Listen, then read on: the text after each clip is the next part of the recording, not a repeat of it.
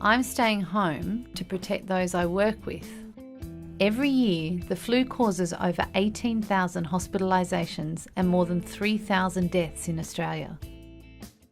You can help stop the spread of influenza on the North Coast.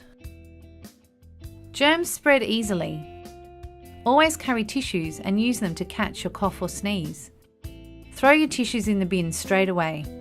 Make sure you wash your hands really well, especially after you cough, sneeze or blow your nose.